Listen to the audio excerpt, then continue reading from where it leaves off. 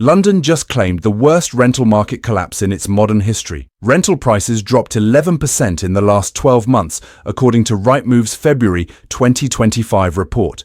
That is not just a correction. That is a full market implosion. And specific London boroughs are taking the absolute biggest hit. The numbers from Zoopla's rental market analysis show price collapses clustered in specific areas. Most of them are Tower Hamlets, Newham, and Barking and Dagenham. Postcodes E14, E16 and RM8 are getting absolutely crushed. The data shows rental listings in postcode E14 sitting empty for an average of 87 days. 87 days. Properties that used to rent in 48 hours are now sitting vacant for 3 months. Tower Hamlets ranked first among London boroughs for rental price decline in January 2025. Only Manchester and Birmingham are seeing worse drops nationwide. The rental vacancy rate hit 1 in every 18 properties in the fourth quarter of 2024. That is significantly higher than the historical London average of 1 in every 90 properties sitting empty. Here is what is driving this crisis. Rental listings are up 63% since 2022, according to Hamptons international analysis. The Zoopla study released in January 2025 found that landlord exodus is crushing the rental market. Over 90,000 landlords sold up and left the market in 2024 alone. When you have 63% more properties listed and 90,000 fewer landlords, rental prices collapse. That is basic economics. Supply explodes, demand craters, prices plunge.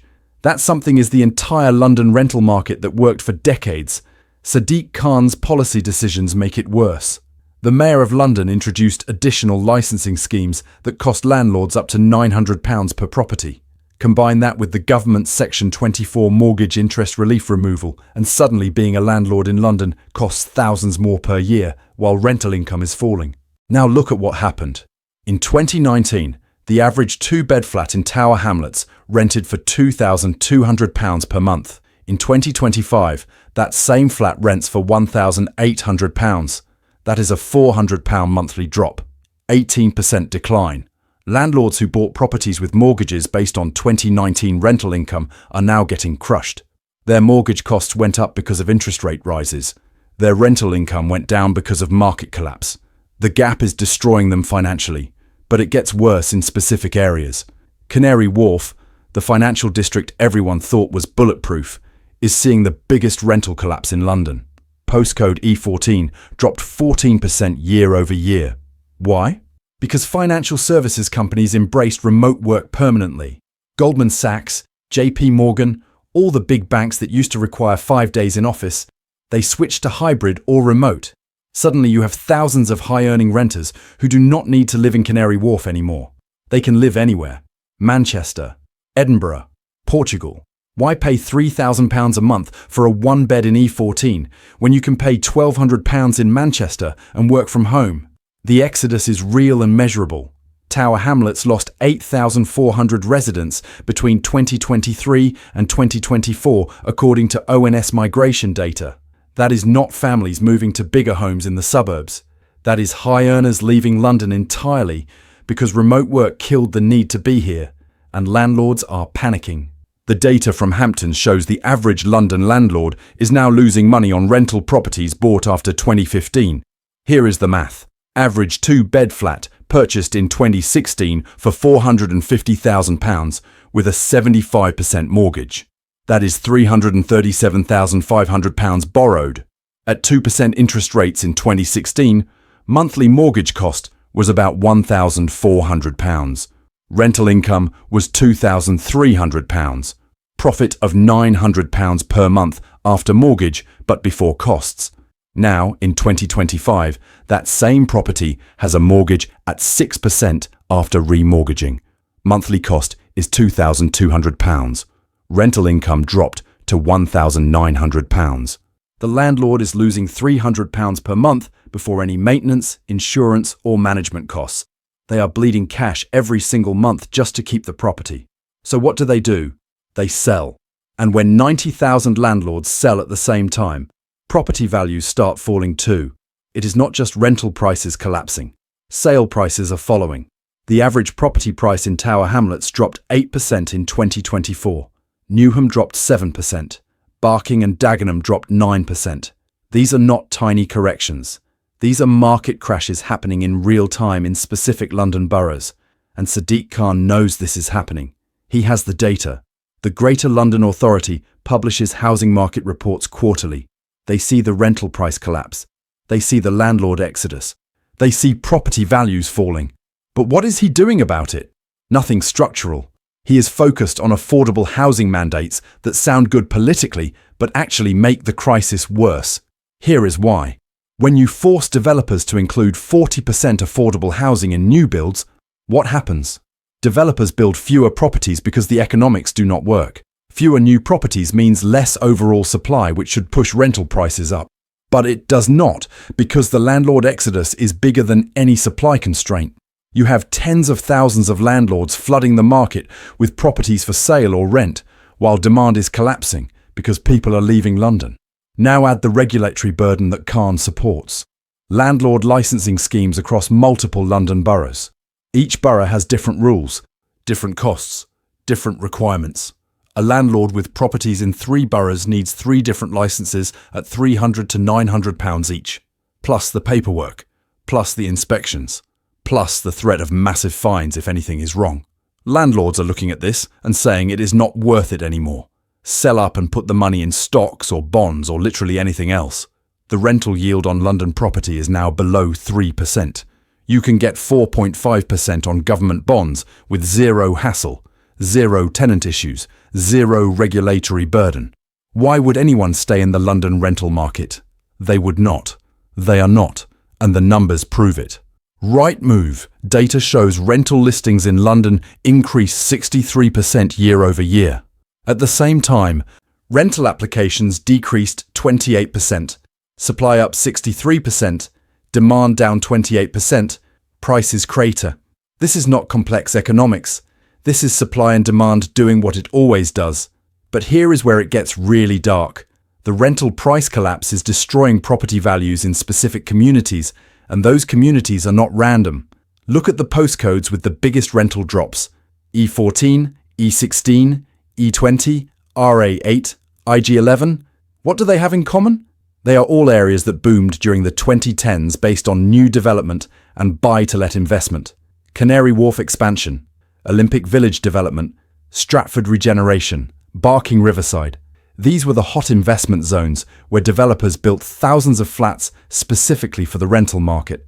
And now that rental market is collapsing, those areas are getting destroyed. The Olympic Village in E20 is a perfect example. Thousands of flats built after 2012 Olympics.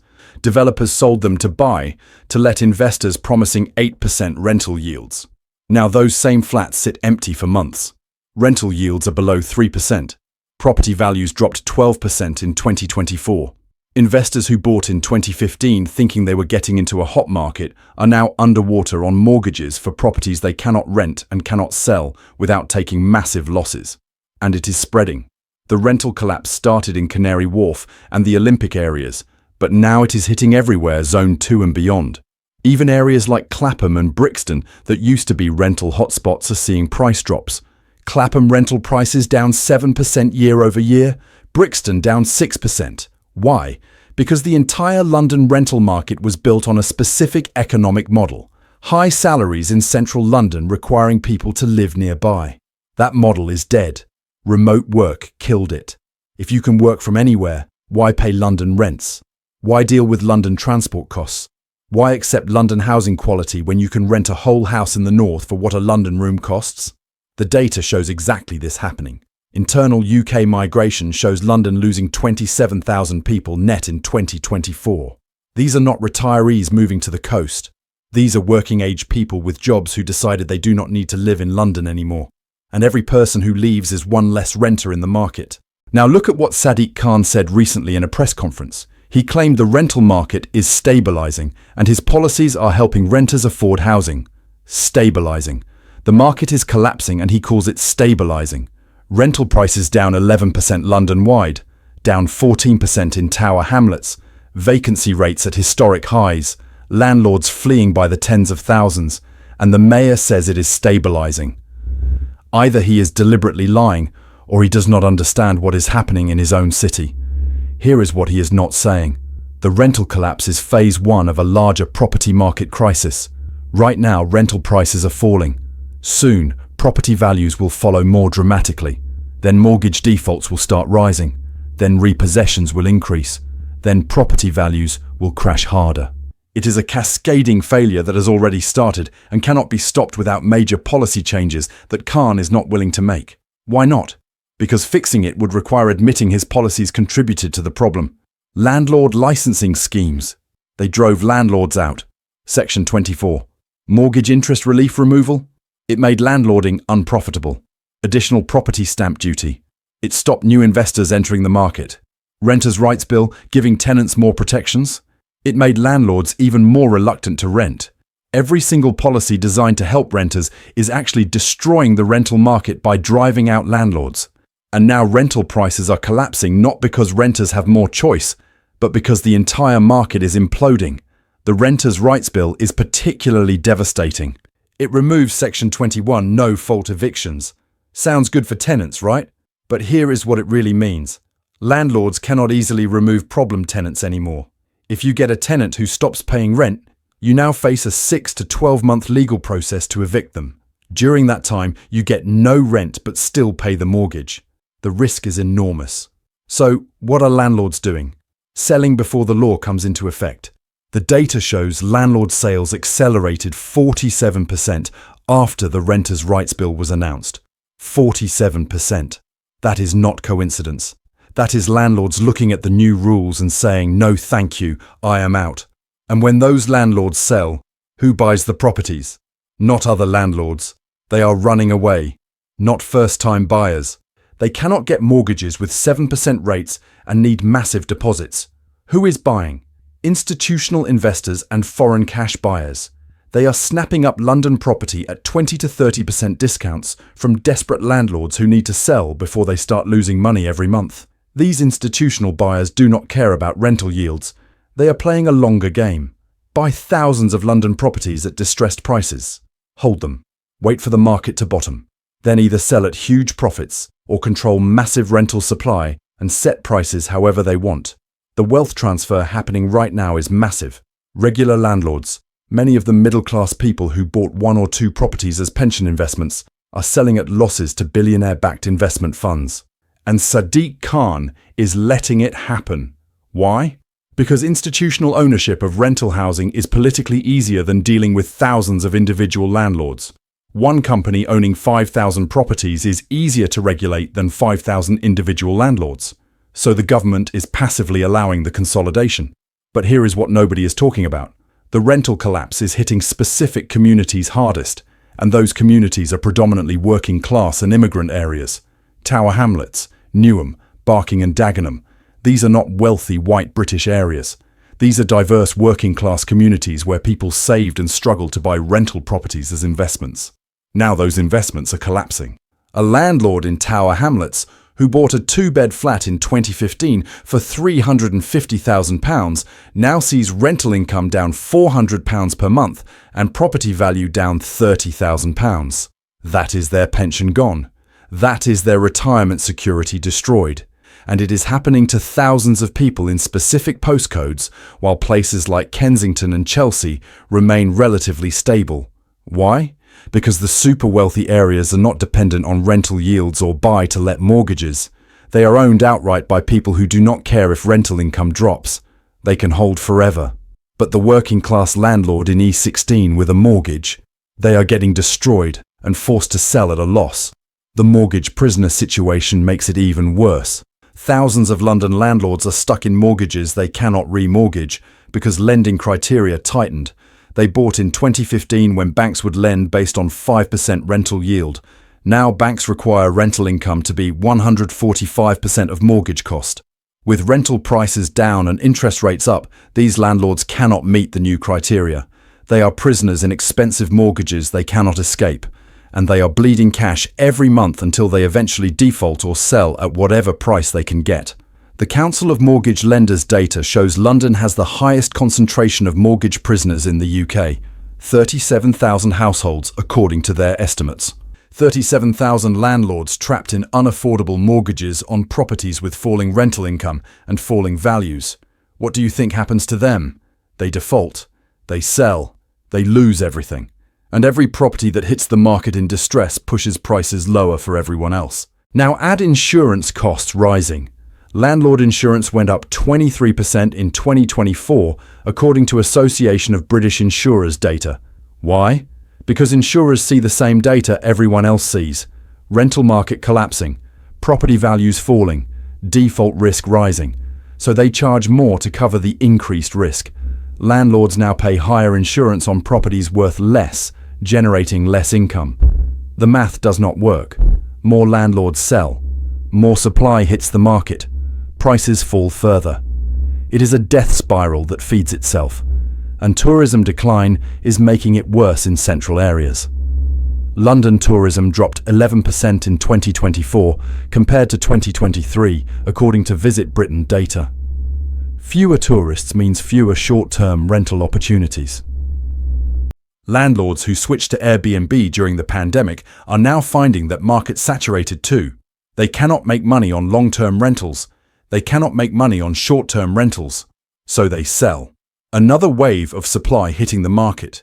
The student housing market collapsed as well. International student numbers to London universities dropped 18% in 2024 after visa rule changes.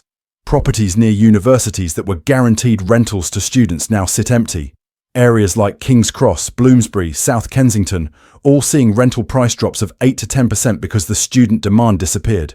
Landlords who specialised in student rentals are particularly destroyed because they cannot easily switch to professional renters. The properties are often smaller, in worse condition, designed for students, not professionals, so they sell. More supply, lower prices. Compare London to other UK cities. Manchester rental prices up 3%, Birmingham flat, Edinburgh up 2%. Only London is seeing massive drops. Why? Because only London has the combination of factors creating perfect storm conditions. Remote work destroying central London demand, massive landlord exodus, regulatory burden increasing, mortgage costs rising, tourist numbers falling, student numbers dropping, every factor pointing the same direction down, and it is concentrated in specific postcodes creating localized crashes. Looking at historical context, London last saw rental price drops during the 2008 financial crisis. Rental prices fell 6% over 18 months, then recovered. But this is different. That crisis was about credit availability and unemployment. This crisis is about fundamental changes to how people work and live. Remote work is not temporary. It is permanent. The death of the 5-day office week killed location-dependent housing demand in London. And that demand is never coming back. Companies are shedding central London office space. WeWork collapsed. Regus downsizing. Even Google and Meta reducing London footprints. If the big tech companies are pulling back, what does that tell you about London's future? The rental collapse is not a cycle, it is a structural shift, and property values are following rental prices down. The lag time between rental price drops and property price drops is usually 12 to 18 months. Rental prices started falling in mid-2023. Property prices started following in late 2024. By mid-2026, property values in affected areas will have dropped 20 to 30% from their peaks. That is when the real crisis hits. When property values fall below outstanding mortgage amounts. When tens of thousands of landlords are underwater. When defaults spike. When repossessions increase. When forced sales flood the market. When prices crash harder. Sadiq Khan is not panicking publicly, but his office is absolutely panicking privately. They see the data. They know what is coming. They know the rental collapse is just the beginning of a broader property crisis in London, but they cannot admit it because admitting it would require taking responsibility for policies that contributed to the problem. So instead they put out statements about market stabilisation and helping renters afford housing while landlords are being destroyed and property values are collapsing. The cognitive dissonance is insane. The mayor claims success helping renters while the rental market implodes. And here is the really sick part. The rental price collapse is not actually helping most renters. Why? Because landlords leaving the market means fewer properties available long-term. Short-term, yes, you can find cheaper rent. Long term, you have fewer options because supply is shrinking as landlords sell to owner-occupiers or institutional investors who might not even rent the properties. The rental stock is being permanently removed from the market. So renters get a brief period of lower prices, then face a future with much less rental supply controlled by a few massive companies who can set whatever prices they want. This is wealth transfer and market consolidation disguised as a renter-friendly rental collapse. Regular landlords are being destroyed financially. Working-class property investors losing their retirement security. Properties being sold at distressed prices to billionaire-backed investment funds.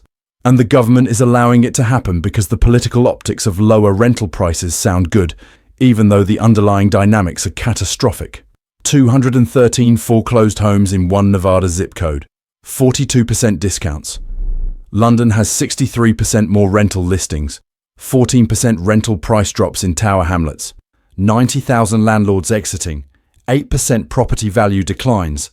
37,000 mortgage prisoners. And accelerating distress sales. These are not just numbers. These are thousands of people losing investments, losing retirement security, losing family wealth.